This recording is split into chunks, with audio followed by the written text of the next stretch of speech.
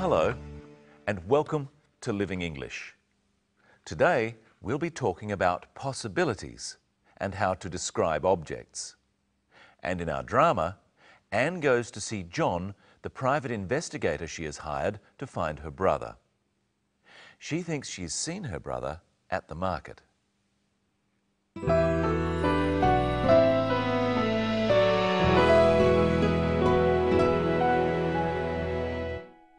I thought I saw David at the market, but I didn't get a very good look and I lost him in the crowd. Oh, when was this? Just yesterday. How long since you've seen him? Nearly 2 years. Are you sure you'd recognise him now? Of course. He's my brother. It's just, I'm thinking he might have changed his appearance if he didn't want to be found. Mr. Barber, I would recognise my brother, believe me. Of course, I'm sorry. Maybe you did see him at the market. It's just, you've been thinking about him a lot. The mind plays tricks, you know. Suppose so. Maybe it wasn't him. I don't know. Is there anything that would positively identify him? A jewellery, a scar, anything? His watch. My father gave it to him. He always wears it.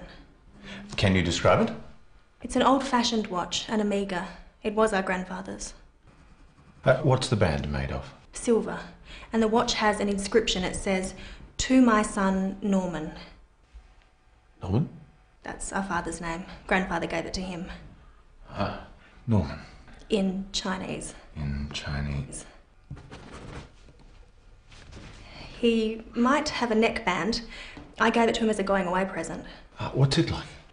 It's made of tortoiseshell. It's a disc with a design like this. Yin Yang. That's right, you know it. The band is made of leather. He said he'd always wear it.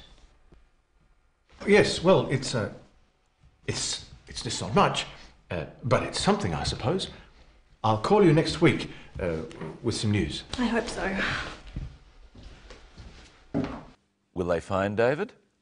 You'll have to keep watching to find out. We'll start today with the words we use to talk about things that are possible. We call something that is possible a possibility. A possibility is something we think is going to happen, but we are not certain is going to happen. You can say, "It will rain today," if you are certain that rain is coming. But if you're not certain, if you think that it could also not rain, you say, "It might rain today." "It might rain today" is talking about a possibility. We can also use the word might to talk about things that were possible in the past. Listen to what John says about Anne's brother. It's just, I'm thinking he might have changed his appearance if he didn't want to be found. He might have changed his appearance. This doesn't mean that he has changed the way he looks. It means that it's possible that sometime in the past he has changed his appearance. It's also possible that he hasn't changed his appearance. When we use might to talk about the past, we always use it with have. He might have changed.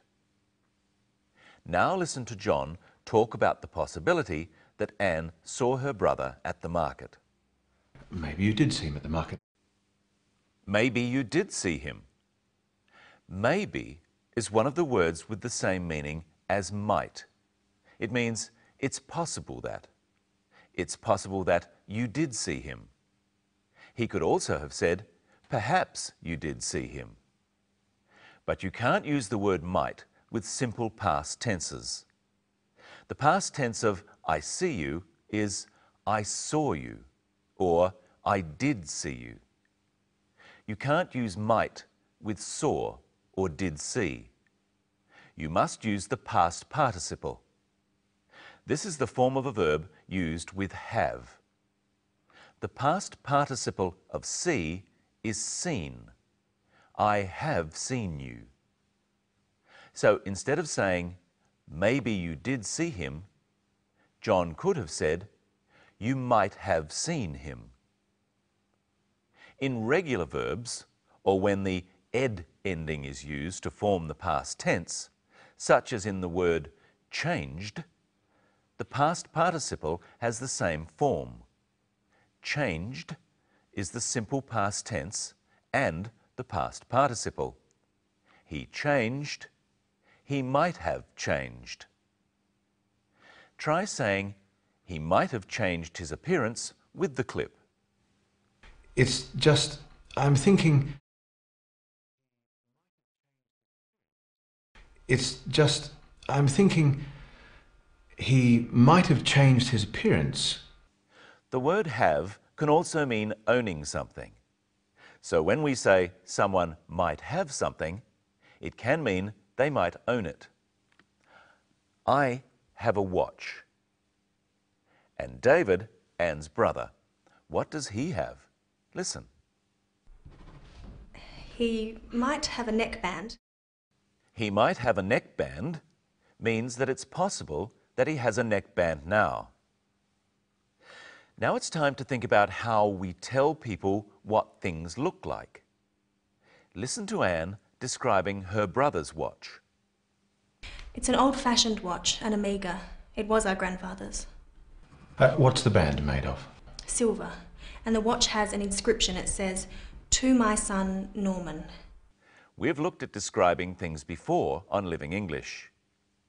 We use adjectives to describe an object's colour and size. But we also tell people things about objects without using adjectives. First, Anne describes the watch using an adjective. See if you can guess what it is. It's an old-fashioned watch. It's old-fashioned. She means it's made in a style that isn't modern. Now listen to how she says the same thing without using an adjective. It was our grandfather's. Because it's her grandfather's, it's probably old-fashioned. Listen as she tells us what's special about the watch. And the watch has an inscription. It says, "To my son, Norman." Now listen to Anne describe the neckband she gave to her brother. It's made of tortoiseshell. It's a disc with a design like this. What's tortoiseshell? Here's Michelle to help us. Hello, Michelle. Hello, Brenton. Hello, everyone.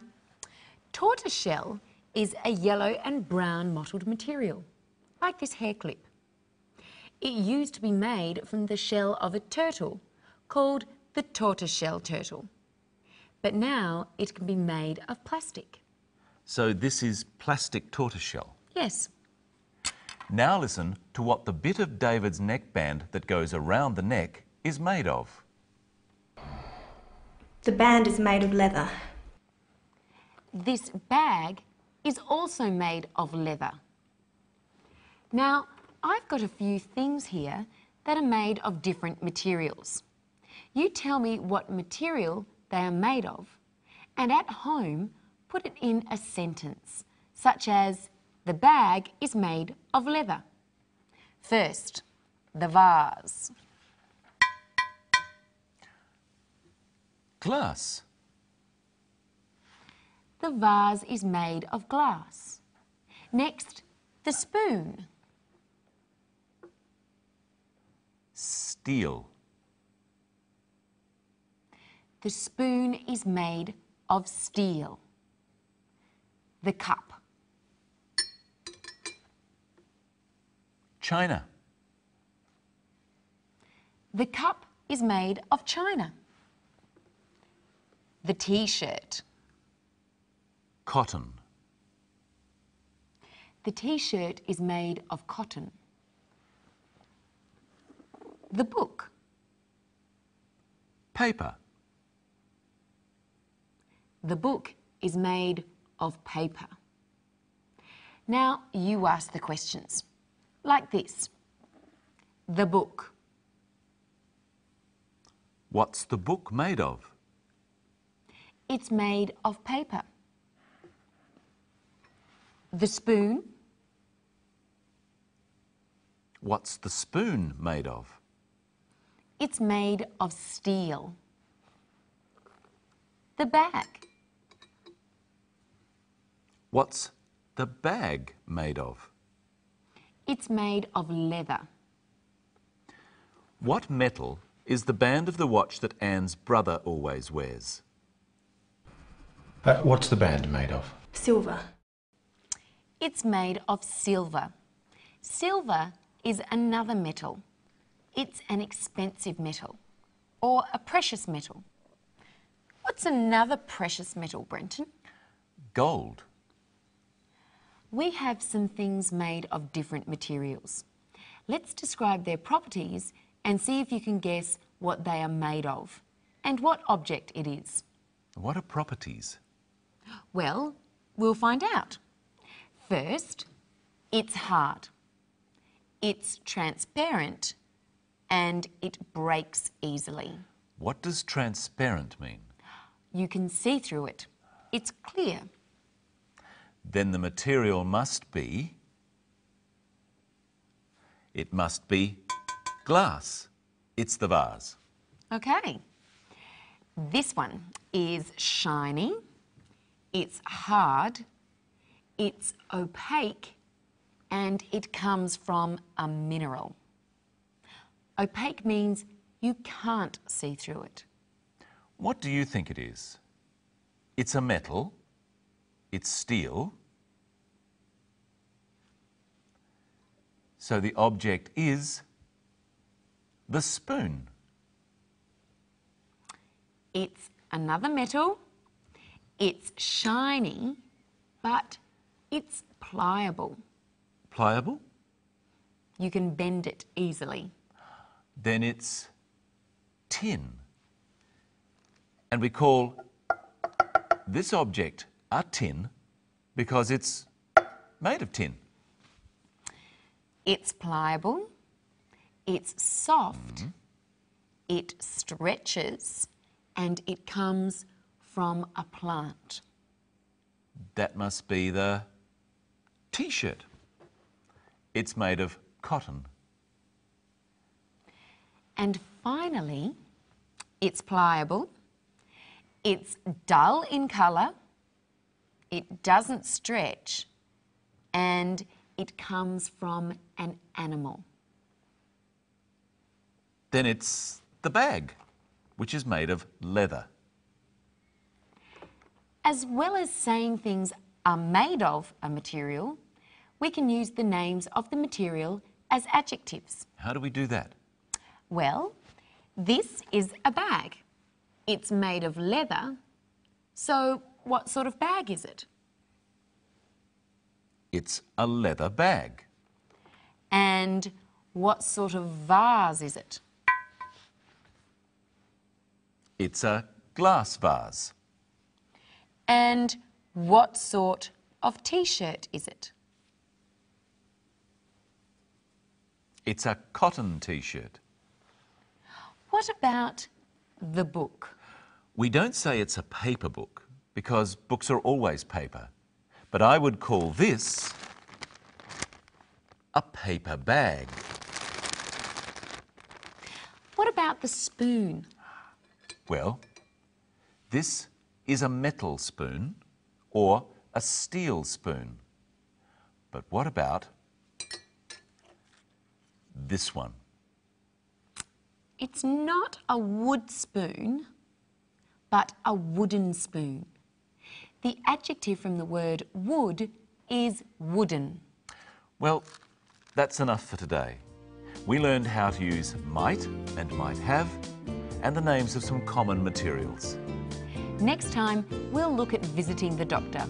And the present perfect continuous tense.